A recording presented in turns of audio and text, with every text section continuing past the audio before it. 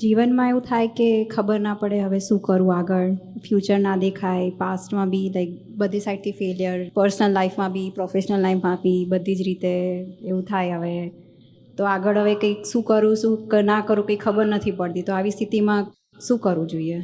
પહેલું કામ તો છે ને, જ્યાં ઊભા ત્યાં જ ઊભા રહેજો. નવું શરૂ ના કરશો દોડધામ, શું કરું. બીજું કરો, સત્સંગ વધારો. કોઈ પણ ધર્મ પાળતા હોય તો એમાં, અથવા તો આપણા સત્સંગમાં આવવા માંડો.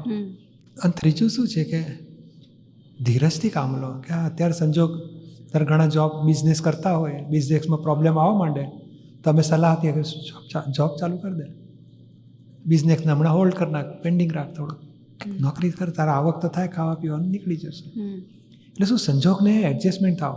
જેમ રાત પછી દાડો આવે ને, રાતમાં દોડધામ ના કરવાની હોય.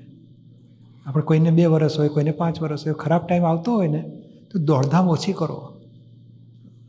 ફેલિયર આવ્યા કરે સમજો ને ખરાબ સંજોગ છે હજુ, તે ખરાબ ટાઈમ ચાલતો હોય ને એટલે આપણે સમજો રાત્રિનો ટાઈમ ચાલે છે, રાત પછી દાડો આવશે. માટે આપણે ધીરજથી કામ લો.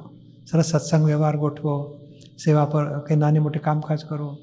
આ જેમાં ફેલિયર આવતું હોય તેને પેન્ડિંગ રાખો. એટલે just go with the flow. હા, સંજોગ પ્રમાણે ગોઠવો.